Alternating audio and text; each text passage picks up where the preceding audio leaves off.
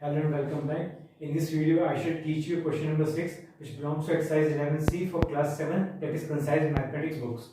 So question number 6 says multiply. Question number 6, it consists of 6 parts. The first one I am solving for you. The first part says mn4, comma n cube n and 5n square n cube. So over here, there are 3 expressions. I'm sorry, not expression, but the terms.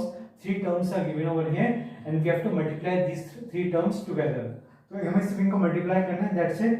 तो मैं आपको इनको multiply करके दिखाता हूँ.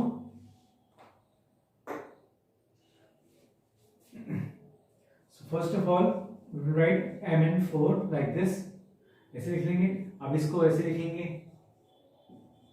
m3n like this, और जो है 5m square and I'm sorry 5n square n cube. तो इस तरीके से अब जो है वैसे सिंपल तरीका ये है कि जो है आप सिंपल वे में सॉल्व कर सकते हैं. एक तरीका ये है कि इसको भी और खोल सकते हैं. जैसे mn4 का मतलब होता है m into n4. तो मैं आपको यह पूरा खोल के डिटेल में कराता हूँ ताकि आपको परेशानी ना हो. इसको मैं खोल देता हूँ इस तरीके से लाइक दिस n4.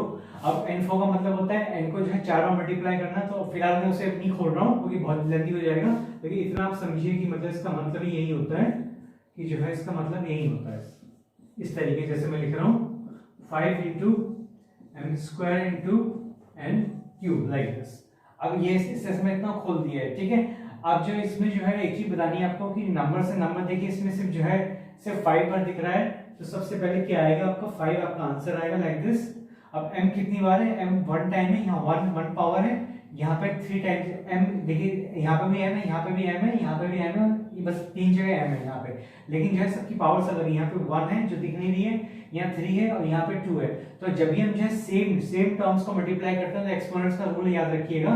जैसे कि मैं आपको बताना चाह रहा हूँ, जैसे ये आपका रूल है ना, मान लीजिए ये है इस तरीके से, मान लीजिए कुछ दे रखा है आपको, तो इसका क्या आंसर होगा? इसका आंसर होगा 8, और जो की पावर्स है वो ऐड हो जाएंगी, मल्टीप्लाई नहीं होंगे, ऐड हो जाएंगी. इसका मतलब होगा 8 to the power 9. ये मतलब होगा इसका. तो ये जो एक्सपोनेंट का रूल है इसके अनुसार जो है जैसे कि यहाँ शो हो रहा है, तो मैं आपको जो है इसके आधार पर मैं बताना चाह रहा हूँ. जो अब जो है m आप जब लिखेंगे तो m की पावर्स को ऐड कर लीजिए. 1 और 1 plus 3 कितना हो गया? That is 4. 4 plus 2 कितना हो गया? That is 6. 5m 6 हो गया. n देखिए कितनी बार है, m यहाँ पर भी है, यहाँ पर भी 3 बार है m भी. सो 4 जो पहले मैं लिख देता हूँ, 4 plus 1 that is 5, 5 plus 3 that is 8. तो 5 plus 3 is equal to 8 हो गया आपका.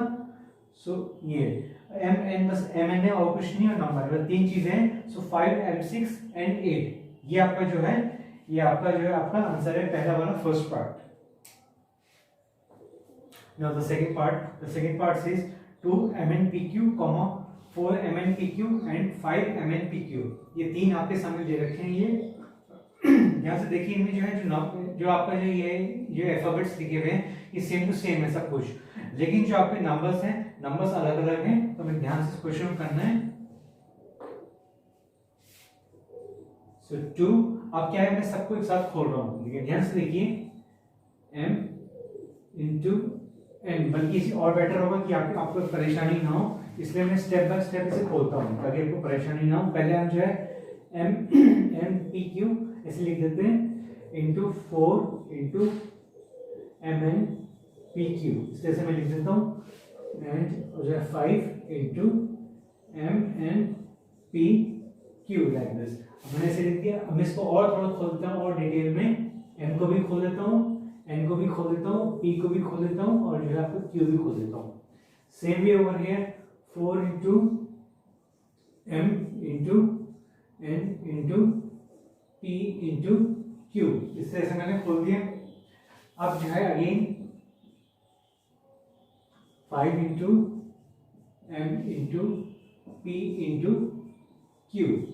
तो इस तरीके से अभी जो है मैंने डिटेल में पूरा खोल दिया है. सबसे पहले मैं इनके नंबर्स को मल्टीप्लाई करता हूँ.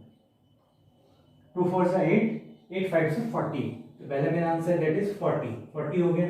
अब यहाँ पे m देखिए, m कितनी बार है? m यहाँ पे है 2 टाइम्स एंड 3 टाइम्स. जैसे कि सेम टू सेम था, बिल्कुल सेम हो, बहुत सेम टू सेम है सब कुछ, बस जो है आपके नंबर्स चेंज हैं.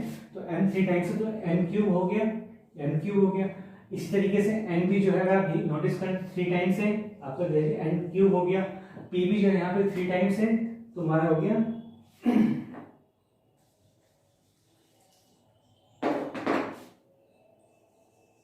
पी भी क्यूब हो गया, और जो क्यू है वो भी जो है आपका 3 बार है, सो क्यू का क्यूब बन गया। सो 14 M cube N cube P cube N Q cube.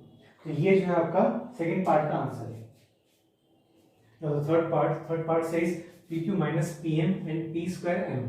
So over here यहाँ पे दो एक्सप्रेशन दे रखे हैं, एक इसी भी एक्सप्रेशन मान लीजिए बिकॉज सिंगल भले ही है लेकिन खुद में एक एक्सप्रेशन भी है, और ये भी पूरा डबल वाला टर्म्स वाला एक्सप्रेशन है। तो जो है अब इनको मैं आपस में मल्टीप्लाई कर रहा हूँ, तो इसका सेंस यही साफ साफ पी क्यू, बल्कि जो है और बेटर होगा इसे इस तरीके से लिख लेंगे तो और अच्छा रहेगा आपके लिए। इसे हम इस तरह से लिख सकते हैं like this, P Q minus P M, ये सेंस हुआ इसका इस तरीके से, और इसे बेटर तरीके से हम जो है इस तरीके से लिख सकते हैं। So P Q minus P M, because यहाँ पे माइनस आ चुका है तो इसलिए जो है डेफिनेटली हमें इसे पूरा ब्रैकेट में रखना पड़ेगा ताकि एकदम साफ साफ क्लियर रहे कि क्या किससे क्या मल्टीप्लाई होना है। तो अब जो है पी स्क्वायर एम से इसको मल्टीप्लाई करना है, सो पी स्क्वायर इंटू पी, ये हो जाएगा आपका दैट इज पी क्यूब हो जाएगा, और पी क्यूब और एम और क्यू, ये हो गया एम और क्यू।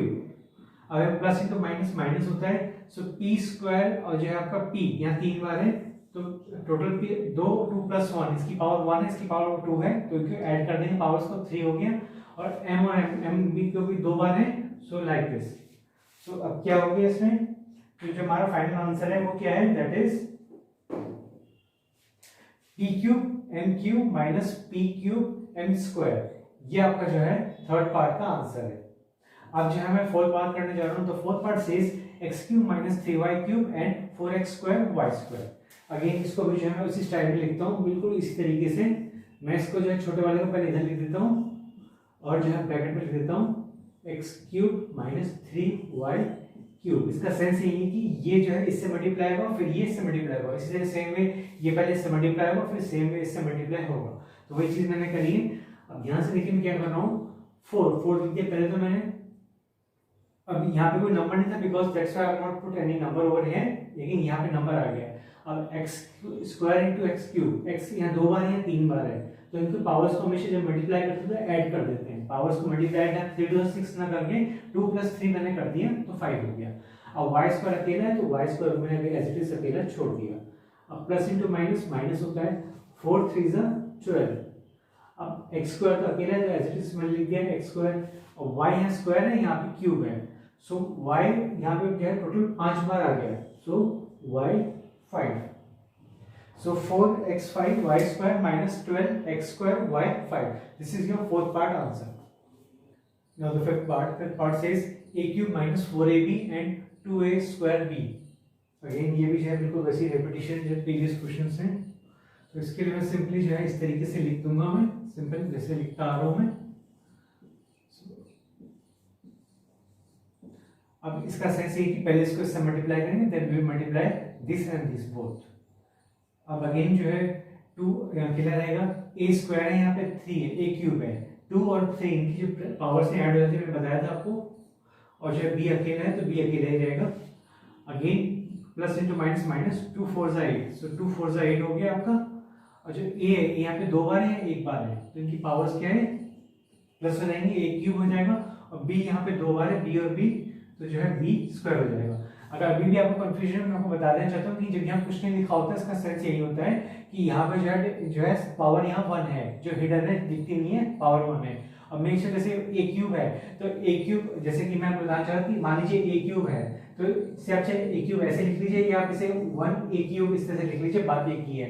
1 कभी लिखते नहीं इसलिए हम इसे हमेशा अकेले छोड़ रहे हैं, तो मेक श्योर कि जो है ये 1 हमेशा इसमें हिडन रहता है। और इसी तरह सेम वे a है तो a का मतलब इसकी पावर 1 होता ही होता है, सो मेक श्योर कि इसकी पावर जो है आपकी 1 है ही है, जो ये लिखती नहीं है कभी भी, तो ये चीज आप कभी भी मतलब कंफ्यूज मत होना।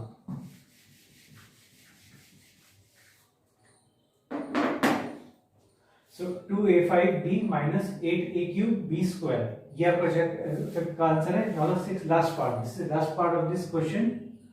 सो अब जो है मैं क्या करूंगा, x square plus 5y(x) minus 3y square and 2x square y, ये है आपका। तो जो है इसको मैं इधर लिख दूंगा 2x स्क्वायर y को, और ब्रैकेट में x square plus 5y(x) minus 3y square, like this. तो ये हमारा जो क्वेश्चन रेडी हो गया। अब हम सॉल्व करते हैं। सो टू अकेले रहेगा यहाँ पे, x स्क्वायर यहाँ पे भी 2 बार है, तो इनकी पावर्स ऐड हो जाएंगी, y अकेला रह जाएगा।